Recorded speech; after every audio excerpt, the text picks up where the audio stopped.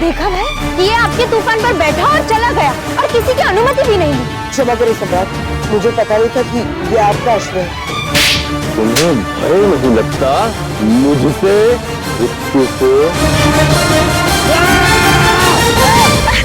इस दास को ऐसा दंड दीजिए कि भविष्य में कोई भी दास अपनी सीमा न पार कर सके। इसकी आंखें निकाल लीजिए। वो मगध की राजकुमारी के सामने उठी और वो हाथ जिन्होंने राजकुमारी को छूने का दुस्साहस किया, उसे धड़ से अलग कर दीजिए। ना ना ना, ये वो युवक है जिसने समय रहते धनानंद की बहन के प्राणों की रक्षा की, इसलिए ये दंड का नहीं पुरस्कार का भागी है। और केवल पुरस्कार नहीं, सम्मान का भी। अब से तुम मेरी बहन के व्यक्तिगत अंगरक्षक होगे। पकड़ो, 2000 पन देकर खरीदा था ना मुझे आपने, ये लीजिए 4000 पन, क्योंकि अब से मेरे स्वामी होंगे वो जिसका नाम है सम्राट धनानंद। दासत्व का एक नियम होता है चंद्रगुप्त, ऋण मुक्त होने के लिए मूल्य खरीदार की इच्छा अनुसार चुकाना पड़ता है। और मैंने तुम्हें लुप्तक से इसलिए मुक्त नहीं करवाया कि मुझे धन का लोभ था, मैं तो तुमसे अपना एक कार्य करवाना चाहता था। अब मुझे आपसे बचने का केवल एक ही उपाय समझ में आ रहा है कि मैं सम्राट धनानंद को बता दूं कि आपकी छिपने का स्थान कहाँ है। विदा। मैं यहाँ तुमसे विदा लेने नहीं आया चंद्रगुप्त, महल तक की यात्रा में तुम्हारे साथ करने के लिए आया। मुझे भी सम्राट तक एक महत्वपूर्ण सूचना पहुंचानी है। अच्छा, किंतु ऐसी क्या महत्वपूर्ण जानकारी आपके पास? मैं सम्राट को केवल ये बताना चाहता हूँ कि उनका प्रस्ताव स्वीकार करने के पीछे तुम्हारा मंतव्य क्या है। हाँ चंद्रगुप्त, और मैं ये बात भी भली भांति जानता हूँ कि तुमने धनानंद की बहन का अंगरक्षक बनना इसलिए स्वीकार किया ताकि धनानंद के महल में रहकर अपनी माँ को बेरोक टोक खोज सको। यदि तुम मेरे ऋण से मुक्त होना चाहते हो तो तुम्हें मुझे धनानंद के महल में हो रही सभी गतिविधियों की सूचना देनी होगी। अब ये तुम पर निर्भर करता है चंद्रगुप्त, तुम मुझे सूचना देकर ऋण मुक्त होना चाहते हो या अपना भेद धनानंद के सामने उजागर करवा के अपने प्राण देना चाहते हो। वो साधारण सा युवक जिसका बचपन अभी तक समाप्त नहीं हुआ, सम्राट ने उसे आपके ऊपर का मान दे दिया। शमनदेव, सम्राट के आदेश का पालन करने के लिए मैं मौन रहा, किंतु अब नहीं। अब मैं अपने अधिकारों के लिए अवश्य लड़ूंगा।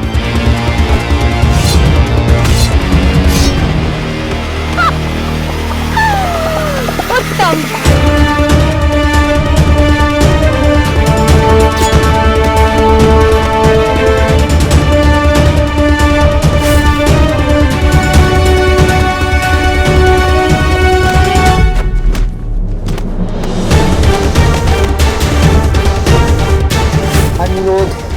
अब कोई ऐसी स्थिति को जन्म ना दे जिससे कि मुझे खेद कि मैंने अपने प्राणों की बाजी एक नक्चड़ी, स्वार्थी, क्रूर और घमंडी लड़की के लिए लगा। लगता है तुम्हें अनुमान नहीं कि अंतिम बार जिसने मेरे साथ दुर्व्यवहार किया उसके साथ क्या होने वाला है। हाँ, वही किसान जिसने मेरे मार्ग में प्यास की। उस किसान के वध के समय पाटलिपुत्र का हर एक किसान वहां उपस्थित होना चाहिए। आप ऐसे नहीं कर सकते सम्राट। अब उस किसान के वध के समय मैं भी उपस्थित रहूंगा और मेरे साथ ये युवक चंद्रगुप्त भी।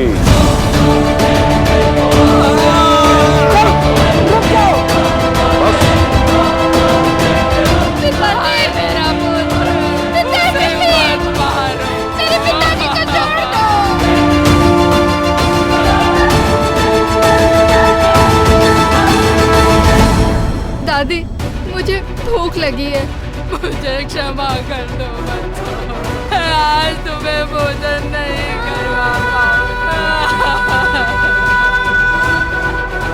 कोई भूखा नहीं रहेगा माई। क्षमा करना माई, मैं तुम्हारे पुत्र की रक्षा नहीं कर पाया। जिस लक्ष्य को साध कर मैंने चंद्रगुप्त को धनानंद के महल में भेजा था, आज पहले दिन से ही उसका प्रभाव दिख रहा है। बस कुछ दिन उस महल में और उसके पश्चात चंद्रगुप्त स्वयं समझ जाएगा कि ऐसी ही और कई माओं को टूटकर गिरने से बचाने के लिए उसे स्वयं उठना होगा। देश की असंख्य माओं की रक्षा से पूर्व उसे मातृभूमि की रक्षा करनी ही होगी। शांत तूफान, शांत, वो आ रहा है। जिन्हें तैरना नहीं आता उन्हें तेज धारा में उतरना नहीं चाहिए। राजकुमारी तो तैरा, यदि आपकी घुड़सवारी नहीं आती है तो आप इस अश्व के पास क्या कर रहे हैं? और इतना ही ज्ञान बांट रहे हैं। खुद इस अश्व पे सवार होकर दिखाओ तो मानूंगी। मैं इस अश्व पर सवार भी होकर दिखाऊंगा और इसे नियंत्रण में भी कर दिखाऊंगा।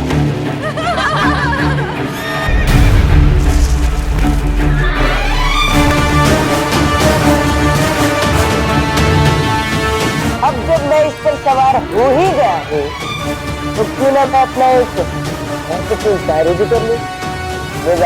फिर बताओ। इस बार फिर बाजी ले गया वो। नहीं शिप्रा, मृत्यु की बाजी में फंस गया है। उसे नहीं पता इसका परिणाम क्या होगा।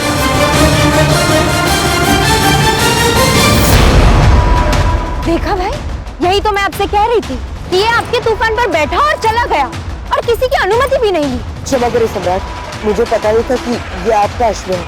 झूठ, ये सब जानता था, सिर्फ जताना चाहता था कि ये सम्राट के घोड़े पर बैठकर सवार हो सकता है। झूठ बोल रही है आपकी बहन सम्राट।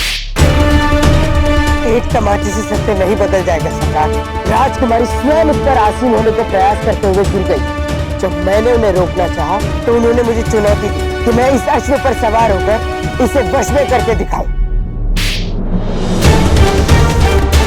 एक बार, बस एक बार इनसे पूछिए कि इन्होंने मुझे चुनौती दी थी या नहीं। हाँ, मैंने उसे चुनौती दी थी, पर उस पर बैठकर जाने के लिए तो नहीं कहा था। तुम्हें भय नहीं लगता मुझसे, मृत्यु से? जब मैं सत्य कह रहा हूँ तो मुझे किसी का भय नहीं लगता, ना मृत्यु से और ना ही आपसे।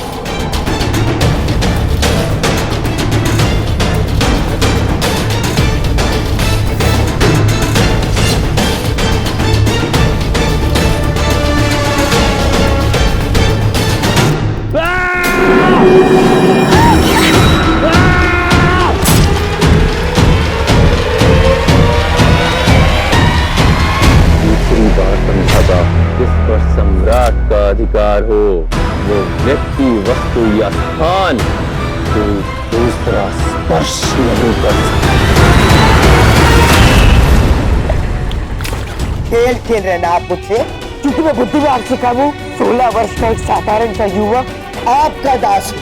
यदि सत्य में खिलाड़ी हो तो जाकर उस धनानंद से कोई खेल क्यों नहीं खेलते, जिसने मेरे आंखों के समक्ष एक वृद्ध स्त्री से उसके पुत्र को छीन लिया, जिसने न्याय मांगने आए एक असहाय किसान को जीवित ही गाड़ दिया। उस सम्राट से तो हाथ करो।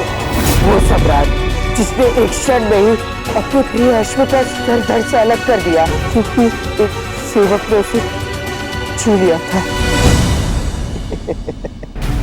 केवल जानकारी और सूचना के बल पर सम्राट धनानंद को उसके सिंहासन से उखाड़ना चाहते हैं आप।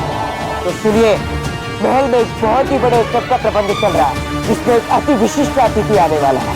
क्योंकि ये अतिथि मित्र नहीं, शत्रु, एक विदेशी शत्रु।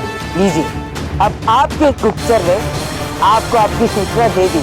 अब क्या आप इस विषय में कुछ कर सकते हैं?